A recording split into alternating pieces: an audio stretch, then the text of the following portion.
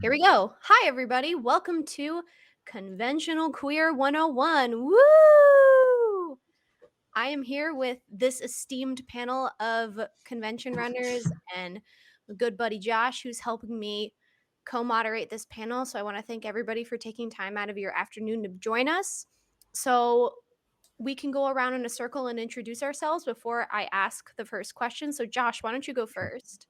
Sure. Hey, I'm Josh Siegel. I'm the co-founder of Geeks Out and the daddy to FlameCon. And so I've tabled at a ton of cons as an artist under the art name Mod Hero, and I've been part of FlameCon from the beginning and conventions all over the place. And yeah, that's part of my story. Let's go to Tiffo next. Hi, I'm Tiffo Carmichael. I'm the executive director of HavenCon, which is another queer geek and gaming convention that happens in Austin, Texas every year. I have also been sort of involved with a number of different conventions and conferences over the last couple of years, so I'm excited to get to talk about conventions. Kyle. Hi, everybody. I'm Kyle Stephen Porter. I am on the board of Geeks Out, as well as the conventions committee co-chair for Geeks Out. And I am the manager of the lounge at all of the US-based PAX shows. So that's PAX West, PAX East, PAX South, PAX Unplugged. Not least, we got Robert. Hello, I'm Robert Lopez.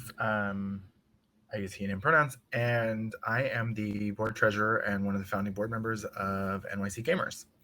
I also have tons of event production experience. I was the former president of Folsom Street East and volunteered for GamerX East, all kinds of other things. And I'm also the sponsorship and advertising coordinator for the Urban Bear, which is happening in September here in New York City. Cool. Oh my gosh. I love the name The Urban Bear. Like, that's really awesome. Yeah. What's that about? Weekend-long event here in New York City that is for bears and their admirers. It's 4 days of events culminating in a street fair on Sunday on Little West 12th Street. And I think it's the second weekend in September. Nice. That sounds fun. Yeah, it sounds like a lot of fun. This is its 13th year. Yeah, wow. It is a lot of fun. Amazing. Right. So speaking of, longevity and things, going back to things year after year, my first question for the panel is, what was the first convention you ever went to and what was your experience like? Whoever wants to jump in first. Well, I went to New York Comic Con, basically is the first con I ever went to. It was, I think, the first year it happened, and it was a zoo. As like crowd control was bananas, and like there were tickets were being faked a lot, so it was just like way over capacity. People who bought tickets couldn't get in, and it was just like, it was madhouse. But it was also like, it was fun to get dropped into that scene. And like I had never really been to a big Comic-Con, and it was like, oh, everything's here. You can do anything here, and it just had all this potential, even if it had a long way to go before it was like fun. I think like it's changed a lot over the years and has gotten easier to attend and more fun to attend. But it was overwhelming and crazy, and I don't know, it got the bug. I can definitely relate to the overwhelming. I think I volunteered for GamerX East, and that was cute. And then I went to PAX East, and that was overwhelming. It was massive and just so much to take in. Lots of people. But I think for myself, I think the beauty of cons is that I'm almost always working in some capacity. And so like, there's always a reason to be like, I can take a break because I have to sit at the table. Mm-hmm. Not to parrot Josh, but my first con was also New York City Comic Con, and year 1 or year 2 was that kind of chaotic year where many people, myself, might have gotten in on a not authentic pass. So there were just a lot of bodies there, and they like a scanning process afterwards, I think, to regulate, which definitely helped a lot. It was just, it literally, you move with comfort in those early years. And I think that me definitely spoke to my wanting to be on the exhibitor side of it, where you can just kind of be stationed in one place and get a lot of the experience of the con without having to navigate the masses. Yeah. Having a table to hide behind is kind of wonderful sometimes. To sit, like, it's, miraculous. Okay, so I had to think because I kept thinking, oh, this is my first con, and then I would think more, and I was like, oh, well, wait, I went to this, and then so I think my first con, sort of con, was I went to the X-Files Expo in either 1997 or 1998 in New York, and yeah, so it was a big thing just for the X-Files, and most of the cast were there at various parts during the day. It was only a 1-day thing, and so you had to like just go. And then my next con was like 4 years later. I went to the Star Wars Celebration in Indianapolis, and because I had moved to Indiana, like I was a purely fortuitous placement every single time that I went to anything exciting like that. But yeah, so but the thing I always remember about the X-Files one is they had like a quiz, and they would do it in rounds, and it was like these 30 people do their quiz.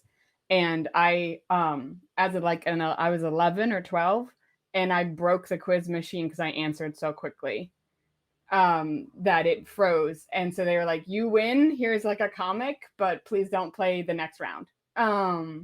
So that's what I always remember about going to the X-Files thing, was that they didn't actually think anyone was going to be as prepared, apparently, as I was to be there.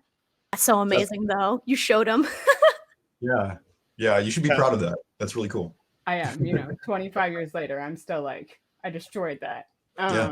Yeah. Breaking the internet days. Oh my God. Pre-internet, yeah. Yeah.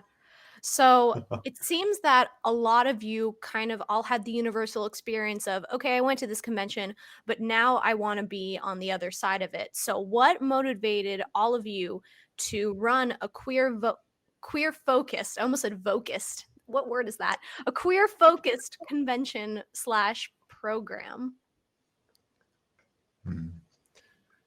Well, in Geeks Out's story, we were at New York Comic Con. Joey Stern, the co-founder, and I, we were planning to just have an event afterwards, just to invite people to a bar after Saturday at New York Comic Con. And we just there was hardly any queer content that day, and there was hardly any queer presence, no central queer presence on the show floor.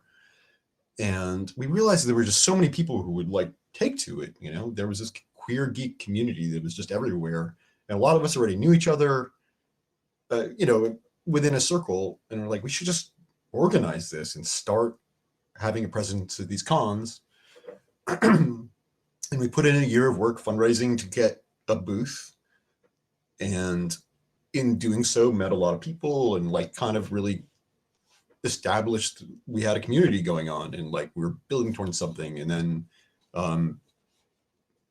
just got in the habit of being at cons then and bringing queer stuff to conventions, whether it was panels or tables or guests or anything like that, like realizing that every convention needed to have some queer kind of hoisted upon it, because a lot of them were dragging their feet and didn't really, the organizers didn't really think about it, didn't really know what to do with, might have been very happy to have queer creators and artists there, but weren't really going to make their queerness any sort of a facet of their convention. Does that make sense? It wasn't featured in some way, is what you're saying. Like it wasn't. Yeah, or at least enough for the people who were queer to like get the memo and like realize you're not alone as you're walking around the floor feeling alone. Yeah, I'd say for me, two things I've been since birth are gay and a geek. Growing up, I was very openly the play video games or rather be drawing comics than like playing with a basketball or anything remotely physical. So going to Comic-Con was kind of a no-brainer. I've always been geeky, but walking around Comic-Con, it's like, okay, this is cool, but I'm not really feeling it's not an unwelcome environment, but you definitely still feel a little othered when you don't see kind of content. So I did a couple of years of New York Comic Con, but then I was like, I still don't really feel like this is exactly the space that I'm looking for. And so, thanks to the work of Josh and Joey, I had heard about year a queer creative. I was juggling 800 jobs at the time, couldn't make year one, but reminded me that yesterday, 5 years ago now, 6 years ago, was FlameCon 2. And that was my first introduction to the Geeks Out realm. And I was just like, this is fascinating. This is exactly what I've been looking for out of a queer con, to be involved. And so I tracked them down. I was like, involved, and then I think I tabled at Comic-Con, and then they were like, you're on the board. And we have a more robust method for getting people on the board now. But I wouldn't have had it any other way, because I feel like that led me to the work that I continue to do on the board, and then of course eventually PAX through Geeks Out's periphery work at the PAX Diversity Lounges.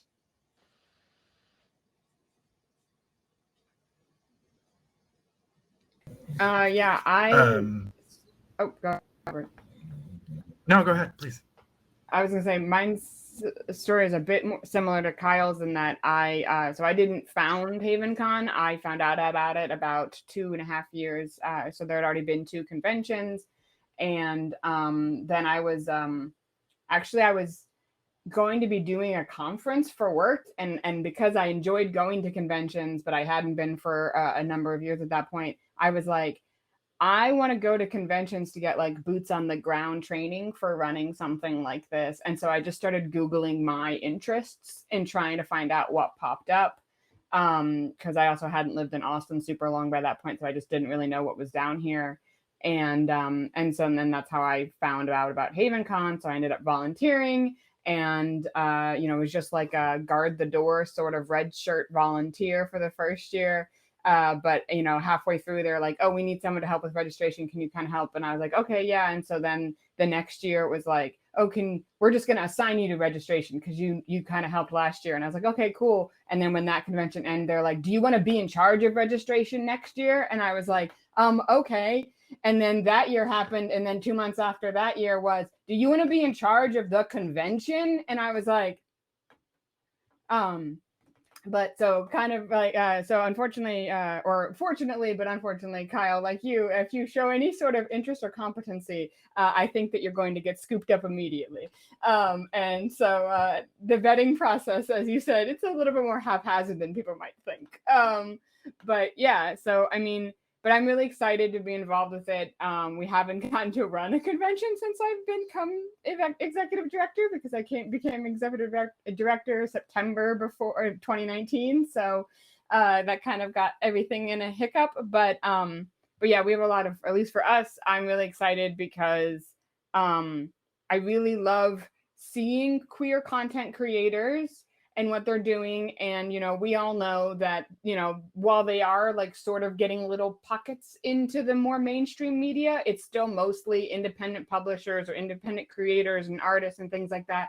So I love the idea of having spaces where we can like bring up those people and say, look who's doing this, look what they're creating. And, maybe they're not like somebody's name or whatever who's going to bring in 10,000 people. But, I tell my talent manager, I'm like, I want someone who will bring in 50 people and I want 8 of those people. And then we have 500 people show up, and yes, you get to meet 50 of your followers, and that's exciting for you, but also you get 450 other people who never heard about you, but are excited to get to meet you. And so like, that's what my big motivation for running the convention is that I really want to work with those like smaller names and artists and publishers so that they can get the word out that they do exist and people can feel like they're being seen and heard somewhere. Thanks. That's awesome. I think I'm a little bit of all of that. I think I often say that as a kid, my mother taught me to stand up for what I believed in. As a teenager, I got in trouble, and now I get paid to do it. And my personal like mission statement is to just create safer spaces for queer people in general. And so being a part of NYC Gamers really gives me an opportunity to do that, as well as the other events that I produce. But I think specifically NYC Gamers, you know, we didn't think that a con was going to be something that we would ever produce. And then the pandemic happened, and we produced a single afternoon event in that first year of the pandemic, and it was well attended. And then when we came back to it this year, it was a full-on weekend online convention, and Pride School Festival just turned into something super crazy. And, you know, we have done the Diversity Lounge at PAX, and, you know, that's something that really helped to solidify us in wanting to become a nonprofit. We were a community group when we started doing it, and just building those relationships with people and sharing space and seeing how the relationships that we were building were really fundamental to creating more events and better events for folks that were more inclusive, was just super, super important to us. And so we filed our paperwork to become we incorporated in January 2020. And then we had to sort of figure it all out from there. But, you know, our road to nonprofit is long, but we're getting there. And it just, all of those things. And that is my recruitment style is, oh, if you can do something and you want to come back, I'm going to keep inviting you to come back. You may not have been here for the last panel, but I volunteered someone to jump on. Mm-hmm. It's just, oh, you're great. Here you go. So let's good. You were like, get up here. And they're like, oh, hey, here I am. And it was literally so great. I was like in awe that they were just ready to go. I was like, gee. Yeah, welcome to the nonprofit verse, right? Like, oh, that person's useful. They can do that thing. Let's make sure we keep them around somehow. Don't lose their number.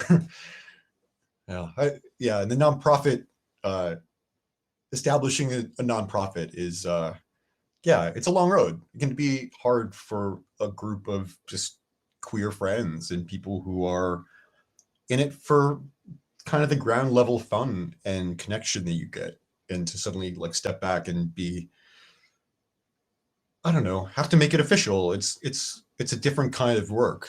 And like our group did it, and like I was involved in some of it, but like I was really grateful to have people who were, I don't know, better at the paperwork side of things that took it on. And like I signed the things and I was part of it, but I don't know if I could have done more, because it was hard and took a long time.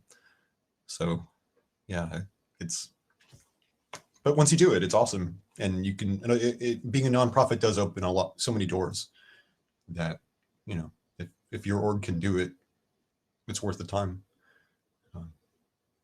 Very, very true. All right. So we're going to kind of segue into the big part of this discussion, which I don't know if you guys are on the application TikTok, but on that application, I recently have been seeing a lot of people posting advice for future convention goers, because we are, at least TikTok seems to think, we're going to have a whole generation of people coming to conventions who have never been to conventions before, and they might just be fish out of water because they don't really know how to, you know, engage in a huge public space like that. And my kind of background is in anime conventions, and anime conventions are like the Wild West.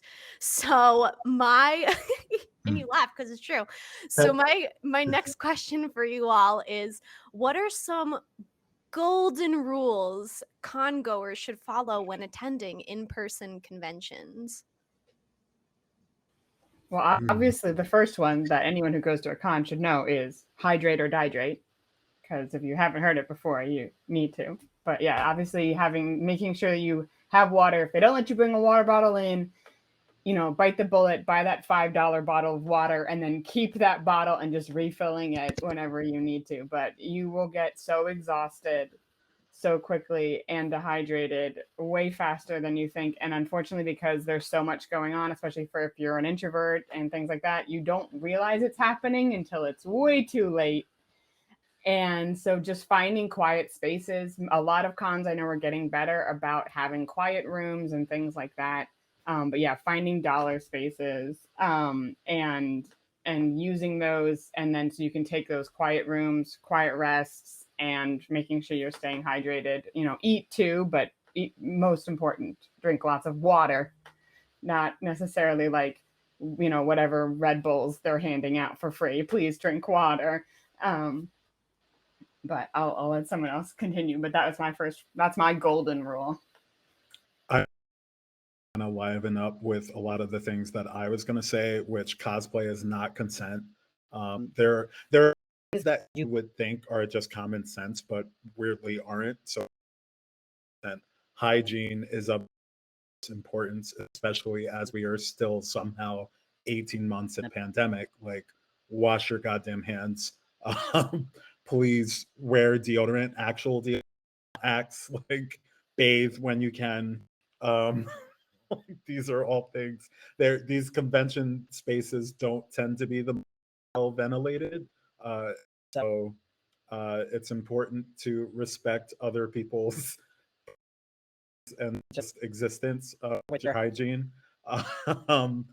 Eating, diet, like stuff, especially because it's very easy to get caught up in the, oh my gosh, I want to see all these things, but like you don't have to do everything. And preparing yourself for the fact that you're likely not to do everything that you want to do, I think is a just better benchmark for enjoying yourself. Because I think, especially if it's your first time, you get really caught up on like, oh my gosh, I want to see this and this and this, and you might not always have the proper grasp on how long it takes one theater for the panel that you want to see, or just navigating that. So getting acclimated, I think, also with convention center and knowing where your restrooms are, knowing where your exits are, and for the cons that are fortunate to have them, we do them at FlameCon in person and at PAX, the quiet spaces. So the AFK room, which is run by Take This, a really great mental health organization, PAX, and our quiet room at FlameCon. Just being sure to put yourself first. It's very exciting, but the con this year and ideally the next. So just pace yourself. It's my final. That was what I was going to say, was literally pace yourself and be flexible. I think they can be really overwhelming. And so just, look for those couple of things that you really want to do and allow space for things to happen naturally. I think you're going to meet a lot of cool people. Maybe you'll meet some not so cool people. But, everyone's there and sort of sharing in very similar things. And so it's an opportunity, if you want to meet people, and but definitely pace yourself and be flexible. Because I think that I have gone with groups of people and everyone wants to do all of the things, and then that can be really stressful. So that was the thing that came to my mind first. Yeah. So since I moved to LA from New York a few years ago and left the board of Geeks Out and handed it off to you nice folks. And since then, one of the things that's been a big part of my life is going to Burning Man, which is the week after FlameCon. So it works out nicely. They both have fire involved. It's great. And one of the principles of going to Burning Man, which is an experimental art city that pops up in the Nevada desert with like 100,000 people. It's awesome. It's crazy. It's a lot of different things. And it's governed by certain rules, or not rules, but like guidelines, principles, one of which is the principle of radical self-sufficiency. And it just means like you have to change your mindset about relying on other people in this environment, which is kind of chaotic and crazy, and you have to sort of be ready for stuff. So it's like, yeah, you got water, you got snacks, you got gum, you got a map, you got a charger, you've got, all the things, you got a change of, you have a hoodie, you've got all the things that maybe you think you'll need, so that then you just don't have to worry about it. And in the convention scene, it's sort of, there's a similar dynamic where like, if you rely on other people to have a good time, it doesn't really work out very well sometimes. And you'd be like, oh, I'm meeting my friend for lunch on the other side of the convention. And like, that doesn't happen. And you can lose your whole day relying on other folks. And it's always great to like be in contact with people and like engage.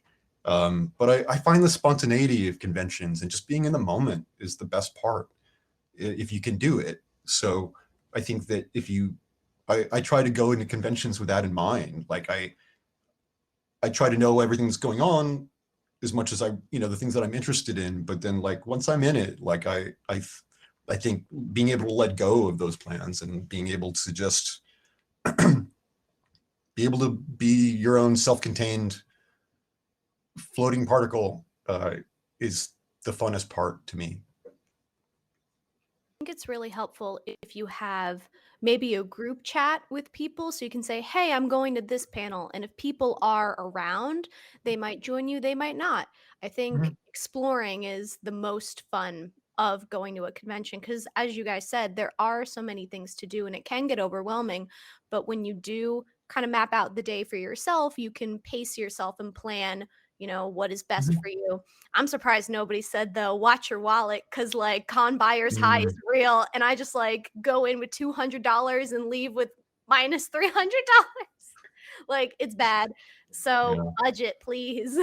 You can take out physical cash beforehand. I know everybody has a Square reader right now, and you just think, oh yeah, I'll charge it. Like, I have maxed out credit cards at conventions before, so try to budget. And then also I saw comfortable, just everything, comfortable sneakers. But if you're cosplay, like having a bad outfit, that way you're not wearing it all day.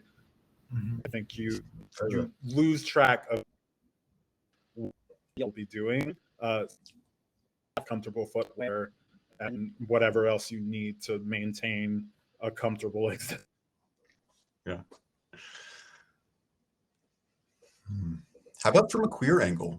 Like, as a queer entering convention spaces, like just hopping in, like, because it's so kind of an unknown every time in a certain way, like, especially if you're going to a con you've never been to before. Like, how do you enter in as a queer person? Like, what hat do you wear?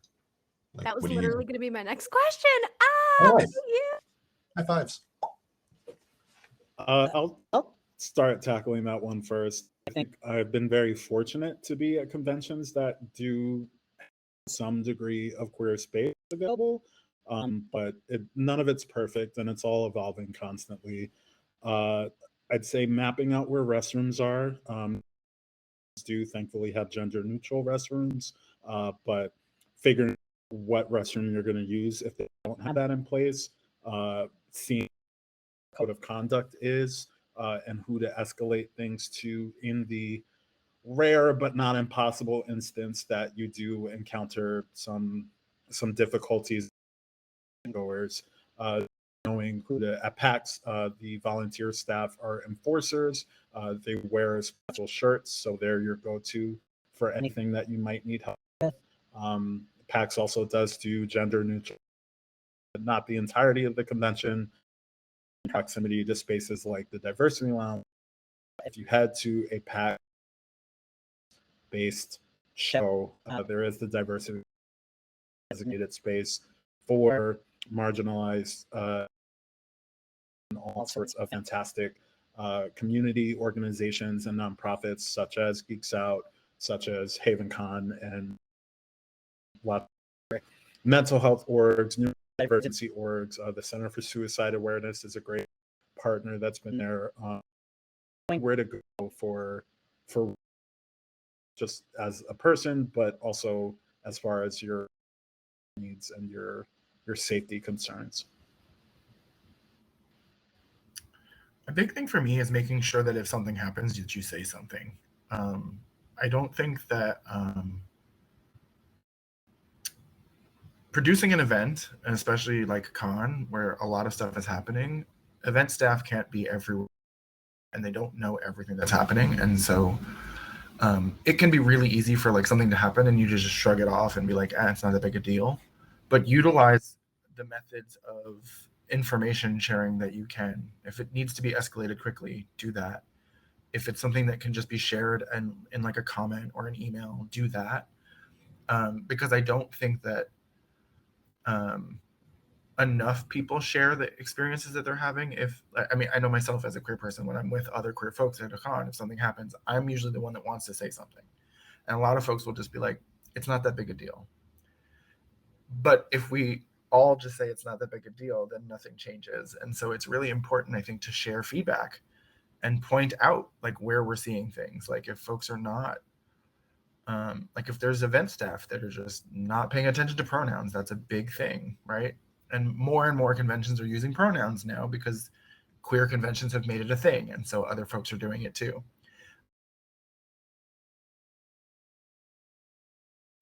Yeah, I think just share information and escalate things as they need to be. And reach out, and like Kyle said, reach out for support where you can if you need support doing that, because it can be hard.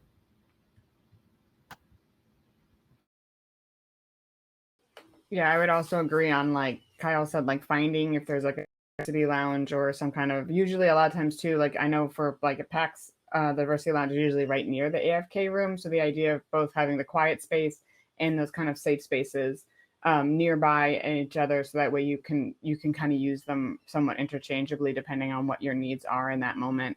Another thing is, as much as we kind of talked, or especially Josh talked about like being self-sufficient in cons, going into a non-queer run convention as a queer person, I mean, also there's the buddy system, like just going with other friends, going with other queer folks or allies who, you know, and making a plan and saying even beforehand, potentially, like, these are the things I want to do, who is potentially also interested in doing those things, and being upfront even amongst your friends saying, I'm potentially, you know, I'm nervous or uncomfortable going.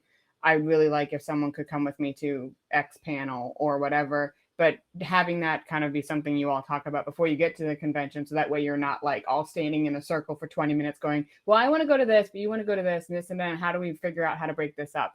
So if you know, feeling othered and feeling alone in that giant sea of people is something that you're potentially worried about, like having those conversations beforehand with your friends, so that way you can hopefully help to mitigate that. Because it's not just about, you know, it's you're not needing too much or whatever. It's you're at a convention to have a good time.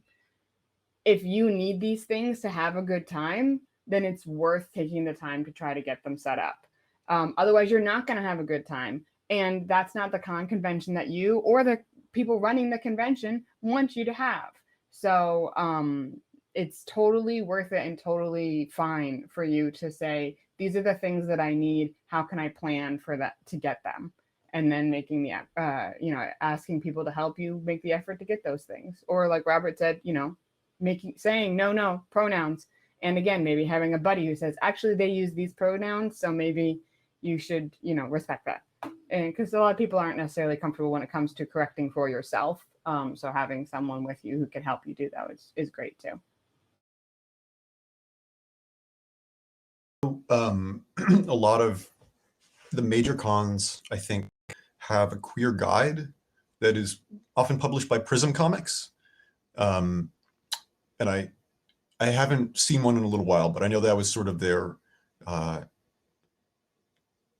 lot of the major cons, they would have this guide. So like, it was great to just know in this, you know, this huge expanse of 1,000 tables, like to know that there would be some queer receptive faces and spaces and publishers and people that you might not even have really known were allies even, and they were in this guide with a flag and, you know, like representing or they might be in this guide for all sorts of reasons, but knowing that those spaces were peppered throughout the show floor, I think can also help you kind of map an experience and like know just in the back of your head where allies might be if you feel challenged or uncomfortable. So that's worth seeking out too. That kind of segues into my next question. What are some things you would like to see in future conventions and programs that kind of support the queer space within them? Mm.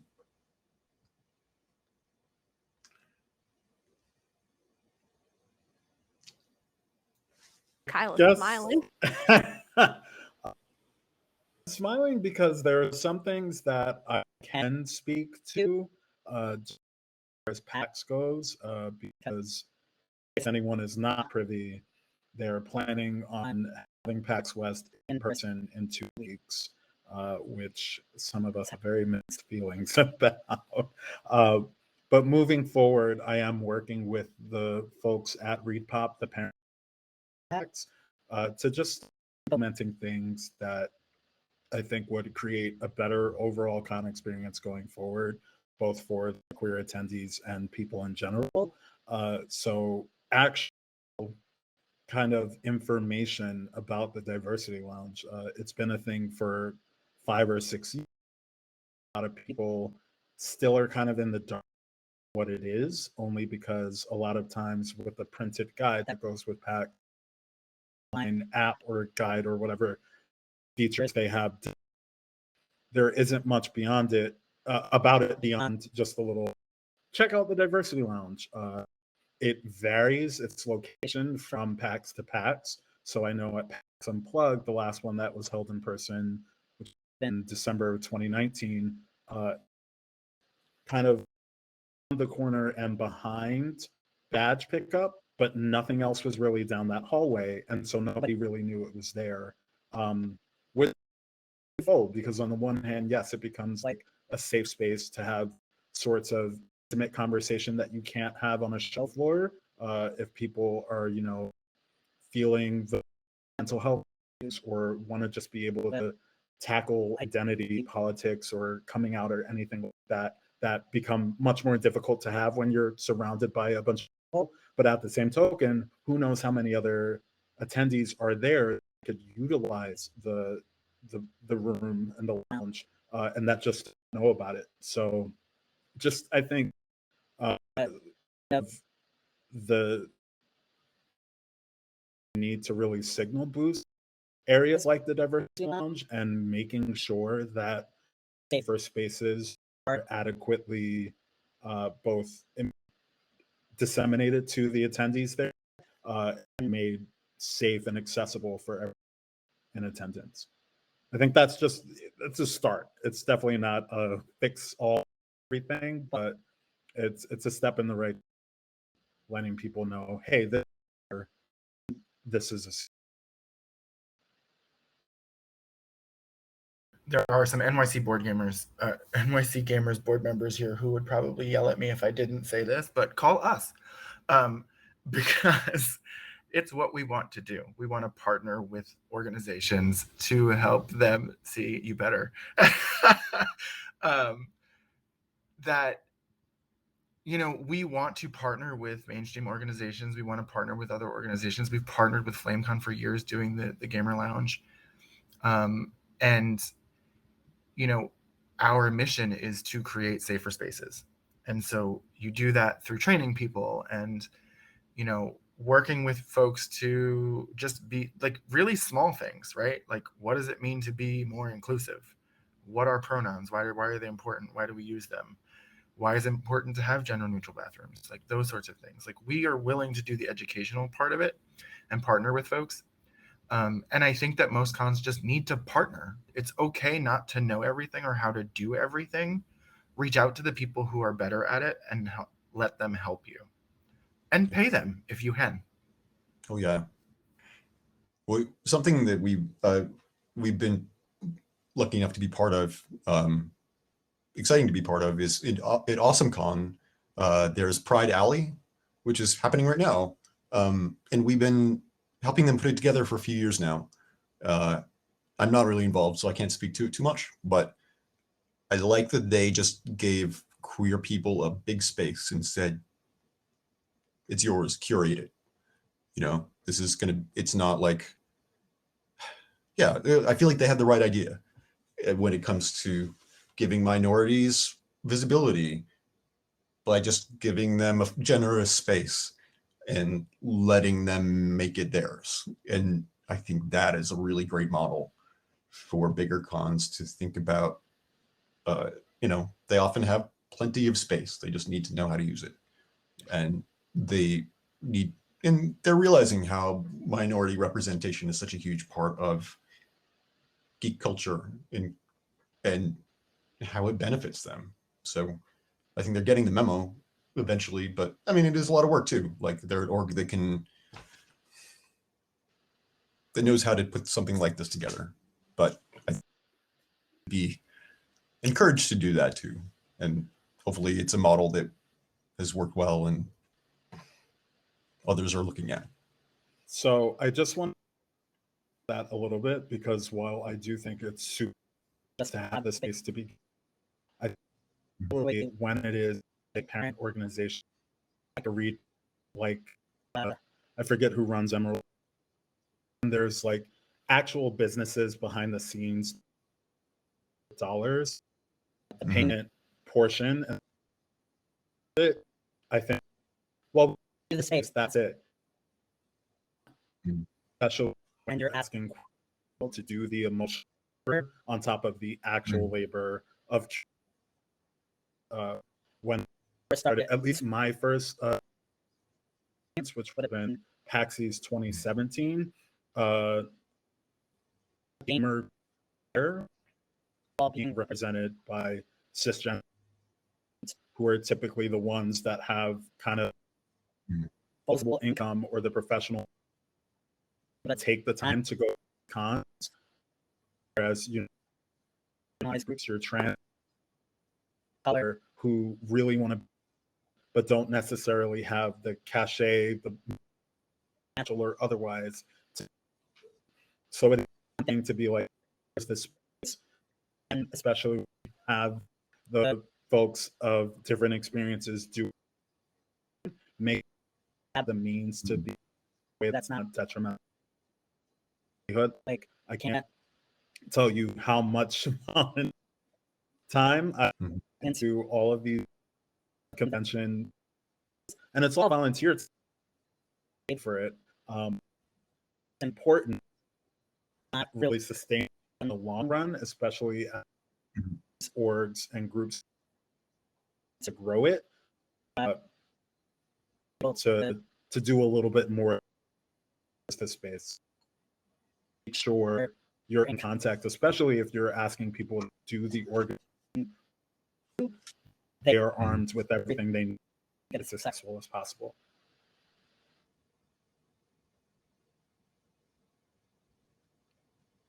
Tiffo, you want to say your vision for the things that I want? Well, I mean, you guys have covered a lot of really good points, so I feel like I have to like come up with something new and more. I know this doesn't work as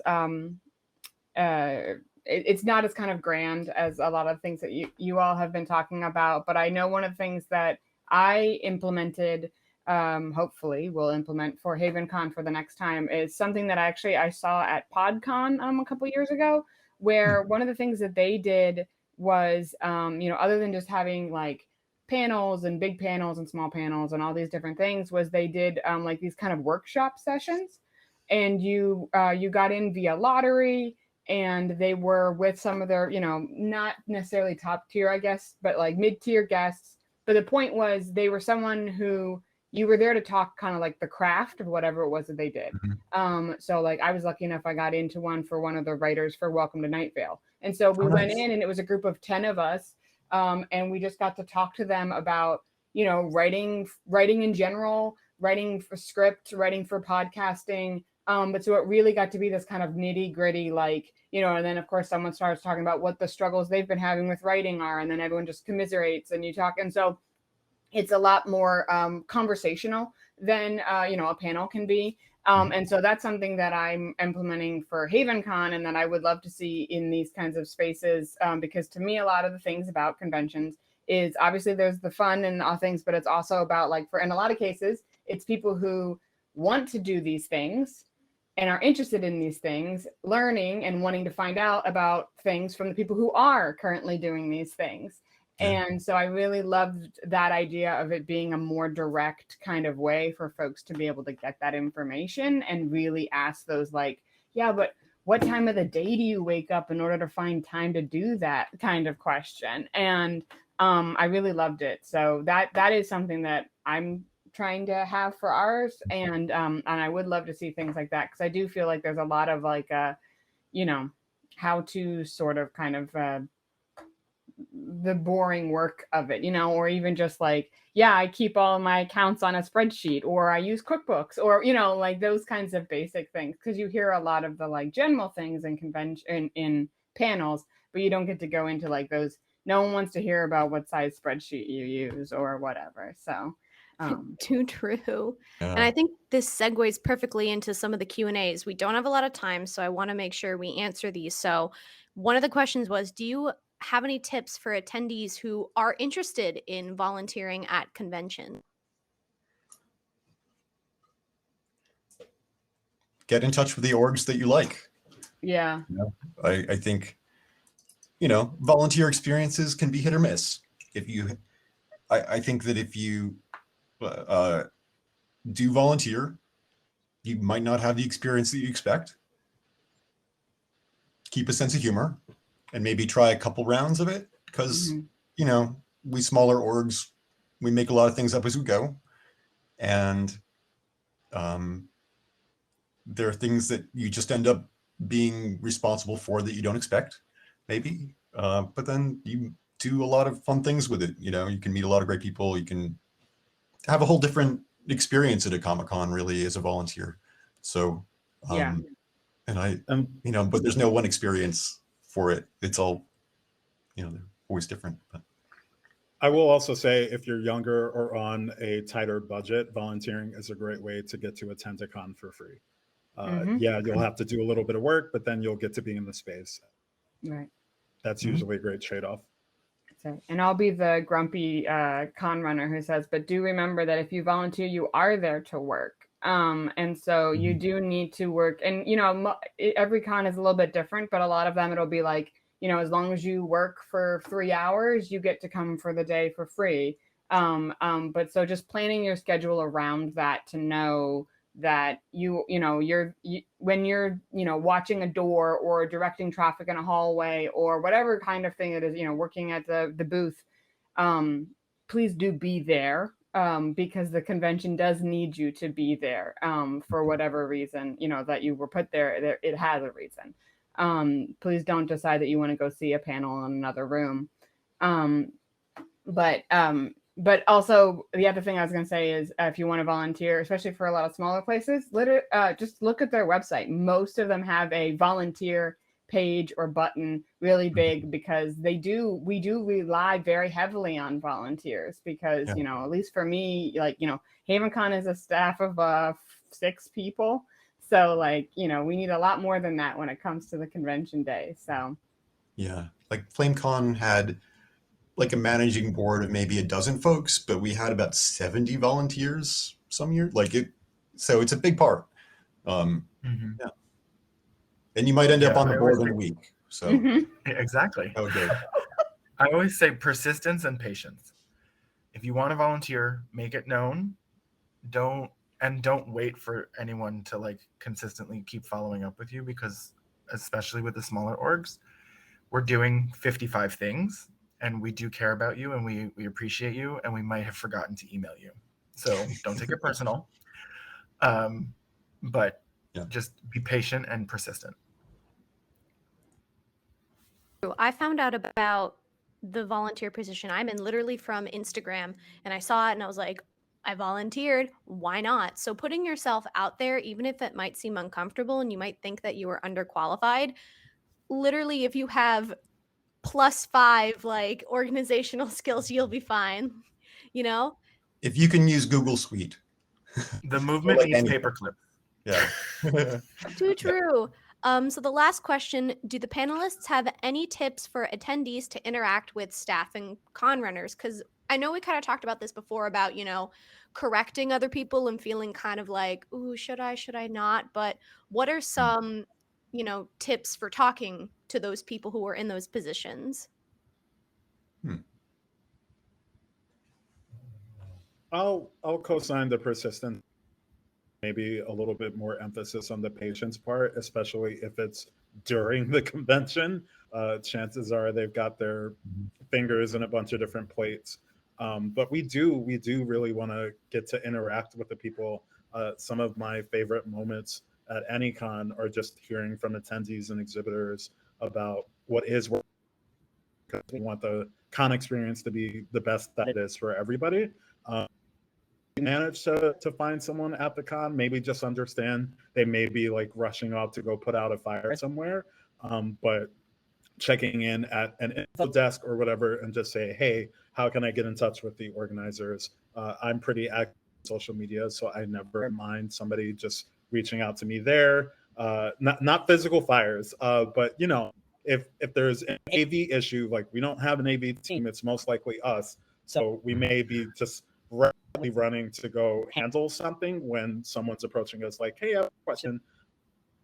Matter of prioritizing on our end, which is no reflection on you, but patience. But if you have any interest in chatting with us at all, we're happy to do so. So even if it's not at the con, just reaching out to folks online or through the social platforms for any of the is a good way. Yeah, we're our convention definitely tries to pay a lot of attention to social during the con itself. So like, a fire to put out would be someone tweeting about an issue, or making a public which is it makes us all we all get terrified of it sometimes, but it can be helpful to call attention to something. If you don't feel like you get to have a real conversation with somebody on the floor, you can at them and or at the org, and like it's likely, I feel like when at a con, like we hear everything. We hear every comment people make, and after the con we recap with each other and really like share a lot of stories, and like everyone has all these different experiences and gets different notes from different people we talk to, and we try to like keep it all, condense it all and like share it with each other so we're more prepared next time. But there's so many little aspects that might not really get to explored.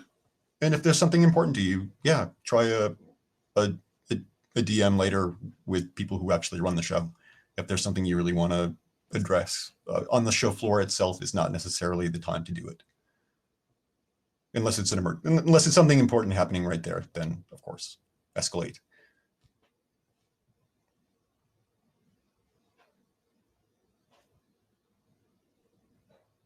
Okay, so if no one has anything else to add, I want to kind of close because I got the okay to potentially go over, or maybe I was looking at the wrong chat. Yeah. But we're gonna go a There's little no bit one after over. us.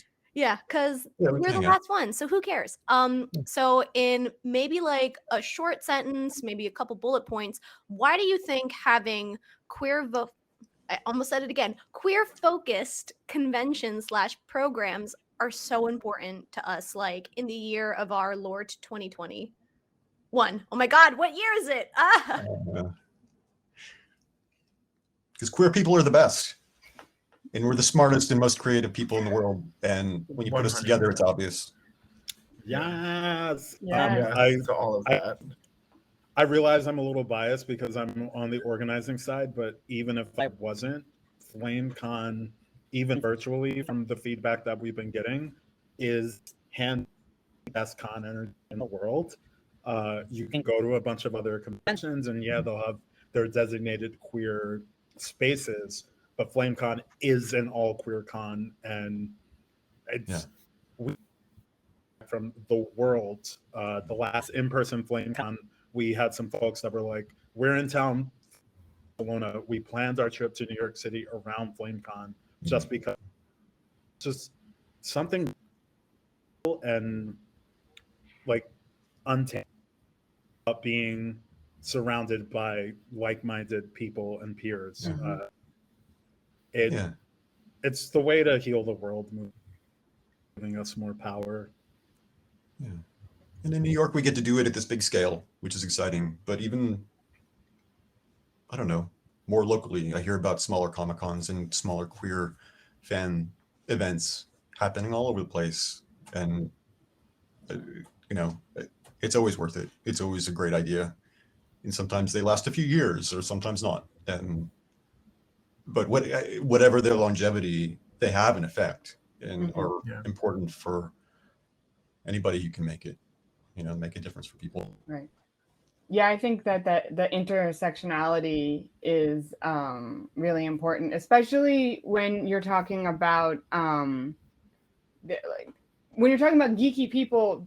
You know, a lot of them, at least, you know, maybe not as much nowadays since Marvel and things has become more mainstream. But for so long, being kind of like geeky and all these other things is an othering thing, right? And then you have, you know, being queer is also an othering thing. And so it makes sense that there is a lot of intersectionality in that for people, for them to experience. But so it seems almost strange that it's not something that was brought together for conventions and things like that beforehand. And so, yeah, having spaces, you know, we put like on our website, you know, it's like be out while you geek out, and having these things and having these spaces and you know, just because a lot of times it's like you get to you have to compartmentalize which part of you gets to experience joy. And so by having a queer geeky convention, you get to geek out and have all your nerddom happen, and you also don't have to worry about whether or not that also means that you're queer, and therefore, you know, people are going to judge you because of that. And so I just love it because it's just this double whammy of getting to express yourself in ways that often historically we are told we're not allowed to. Yeah. Fan spaces, you know, classically Comic-Cons are these spaces where you're supposed to go and just like geek out and be yourself. And that's wonderful. And that's a great principle, but it's not, that's not how it works for minorities sometimes. And we're realizing now I don't know, I feel like I'm realizing how wonderfully intersectional queerness is and what a great gift that is. And so like creating a queer space ideally is inherently intersectional if you build it right. You know, maybe you know, it's not automatic, whatever, it takes work, but there's so much potential in that. And you know, people are traditional fan spaces are catching on, but I think there's something to be said about just creating a space for and by queer people. You know, if you're queer, you get it, and how that gets to have a space where you don't need to explain yourself. You don't need to, I don't know, all the dumb things that you encounter that, you know, we try to let it wash off, but it's nice to just have a space where where those things aren't factors and they're not going to affect your experience. Yeah, I mean, I think that's why NYC Gamers became a nonprofit, is because that's what we want. We want to see more of that, and we want to see it done in a way that even further uplifts those folks that don't often get to be uplifted, right? Because oftentimes, like Kyle mentioned earlier, like it costs money, it takes time in order to participate in things. And so what does it mean to create spaces that are not just queer, but also inclusive of those most marginalized identities, talking about trans folks, people of color, you know, differently abled folks, and really paying attention to, you know, that when we create spaces that we do need to be more intentional and really think about what it is that we're doing. And then when we take that to the larger, more mainstream spaces, like just how much more work that is too. And, you know, when I was saying pay people, Kyle, I was talking about you. Because I see the work that you do and you do deserve to get paid for it, right? And like they need to know that. And So it's not like it's not, don't just bring the queer people in because the queer people know how to do what they do, but like you have the money to do these things, you should be paying people too. And like, so it's about being intentional. And really when, you know, my heart swelled when you were talking about intersectionality, Josh, because NYC Gamers has a whole panel series we just did a panel on HIV and gaming. Yeah. Before this, right? Thinking about how we get to have these conversations about issues that affect all of us. And then we're all geeky, gamers, nerdy, like whatever word you want to use to describe yourself. But there are those things that differences and learn from one another. And I think that in itself is the most beautiful thing that happens in these spaces. I'm about to get so like emotional over this. Like, oh my God, it's just so wonderful. Yeah, like I don't know.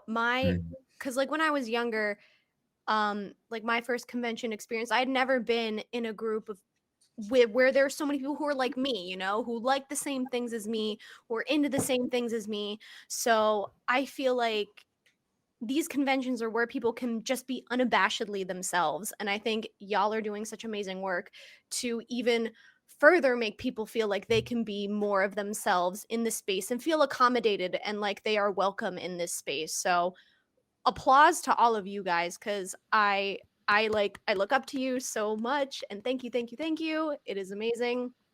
We're brushing up against time, but can I throw in just a quick anecdote?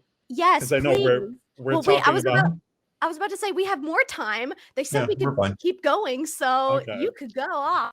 Well, I'll try to truncate it as much as I know that I'm trying to play both here and let you know about the very realistic things that bring a lot of your time. But I don't want it to seem like I'm ungrateful, and I wouldn't be in this sphere for 5 years and counting if I was. But all being said, it sometimes just takes one real interaction to remind you about why you do the work that you do. So at PAX South 2020, and for anyone that is unfamiliar with PAX, they're video game conventions for the most part. PAX Unplugged is non-electronic gaming, so that's tabletop, but it's gaming convention, and lots of gamers, kind of in the main, tend to heterosexual cisgender white men, and so it can be a little challenging. It's not that in those spaces, and for the attendees there, especially in spaces like the Diversity Lounge. The other PAXs happen relatively big cities, Boston for PAX East, Philadelphia for PAX Unplugged, and San Antonio. So not the smallest place, also not as progressive as some of those other cities. And so we were paneling. This particular panel is called Queer Quests, Bi Battles, and Terrific. Just me and the other panelists discussing kind of our history with gaming and what games helped us kind of embrace our identity for fun when you put a queer lens on it, and relative, I guess, kind of softer content than discussing like, this is why it's hard to be we wanted it to be fun. And this was the fourth time we had done this panel, and so we kind of knew what we were to expect, and like a lot of times and ask like, you know, who do you ship, and like kind of like that as well. But being in San Antonio, the first person to come up to the microphone, you know, a teenage male presenting person, was just like, how do you guys keep up hope? And we're like, oh, okay. Not really a light question, and one that we want to devote the time to answer. Another girl was like, do you have trouble just like existing because society tells you it's wrong to be yourself? And like, just people needed our existence at these cons. And so we're like, hey, we've got X amount of time on this panel. Please lunch after and chat with us. We want to give you the time and effort and energy to properly answer your questions. For the rest of the weekend, people were coming through the lounge and letting us know just how great it was. and we had Nice. a trans woman say, "Can I tell you my story?" Like, she pulled me aside, and it was Sunday morning. She's like, "Can I tell you my story? It's out dark, but I promise it's a good one." I'm like, okay, like kind of a weird way to open with that, but said that she'd gone to PAX prior, PAX South, and she was convinced that she was going to end her life. She had tickets already purchased for PAX, so she's like, I'm going to go to PAX, and then once it's done, I'll be done with things. And so she went to PAX, and she said that she encountered no less than 5 other trans people there, and then she came across and saw a bunch of trans people in existence there. She got home and she called her friend, and that was the first person she came out to. Like, I understand you may not have personally been involved with the Diversity Lounge then, but it literally saved my life. And so just work that you do. And like, I'm not one to get choked up, but I get choked up telling this story all the time because it's just as much work as it exhausting as it is, like, to be able to just know it's completely all right to be themselves in every way possible. It's the reason why I do what we do. Yeah. As queer people taking up space where they weren't taking up space before, we should never underestimate the effect that we'll have on people that we don't even know. And it's the best part of it, honestly. Yeah, it's why we keep going back to these insane cons and lugging giant tubs of gear across a show floor, and all the things that are a pain in the neck about conventions and really hard. And if we're not volunteering too, like it's a lot. And then you'll have a conversation with a teenager who was like, I was here last year and it convinced me to come out, or like, it's huge. And you're like, oh, this is why I'm doing it. This is totally worth it. I'll do it again. If you can. I feel like I speak from a place of privilege as a white dude who's comfortable, and like, so I poured a lot of my life into Geeks Out, and because I could at the time, and like did it. So I speak very freely about just like, yeah, give your time to it, throw yourself in, but like, I know it takes a lot. But I think we all know how much it's worth it and how much we can have an effect on people in these spaces that are so open and free. And they're for people being themselves, and queer folks, non-queer people don't realize how much queer people rein it in and package themselves differently for the rest of the world, And so when we have a space that's ours, when we have a corner of a room that's ours, it's like, it's a different thing, and it means a lot.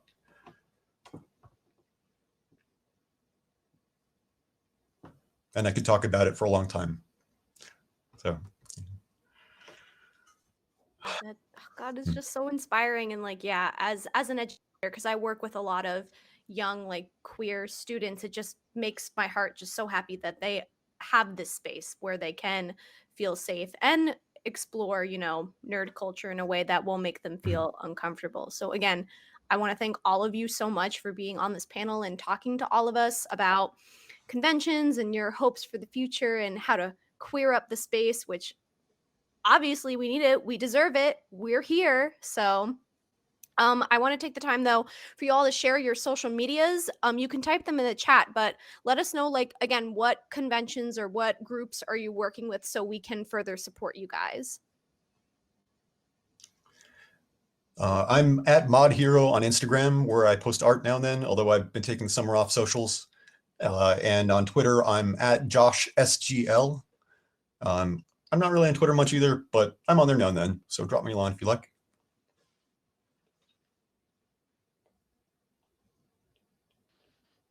I'll just put ours in the chat.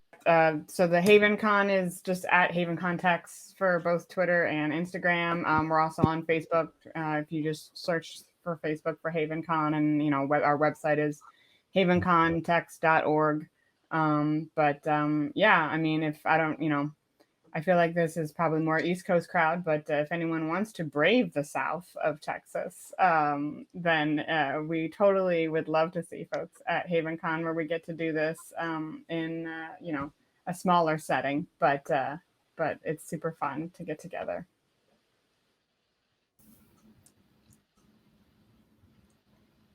Robert? You can find me at Papa Bear Podcast anywhere online. You can find NYC Gamers at official NYCG all over the place. And you can also follow Urban Bear at Urban Bear NYC. On Instagram as at Geeks Out, also as at InstaFlameCon for both, I believe, Instagram and Twitter. I don't use Twitter that much. I think it's kind of a cesspool, but I am on it. So personal handle is Why Am I So Amazing? Letter Y, letter M, letter I. So amazing, all together, no underscores for Twitter. Instagram, which not crazy how they changed the algorithm, but I more. My handle is Kyle Danger with the A being a 4 because whoever has the regular spelling of it won't relinquish it, and I'm working on getting that. Thunderdome. I heard that say once and I was like, always, it's a Thunderdome. And if you want to find me on the Thunderdome, I have a nerd teacher Twitter that I am posting in the chat. I run an anime convention with middle schoolers, and I often tweet about that and the projects that they're doing. And we will be running a convention with these kids. So that's the big project. The kids are putting on their own convention. So I was like taking notes this entire time. Like, okay, what am I going to impart on these children? So I just put my stuff. I'm only on Twitter. But yeah, thank you so much to all you folks for coming here today. I believe that the exhibitor hall is still open. So again, if you want to click the back button or click the little hamburger button, we'll see you on the exhibitor floor, and have a great, safe rest of your evening. Yeah. Thanks Thanks, everybody. Thank you. Thanks all.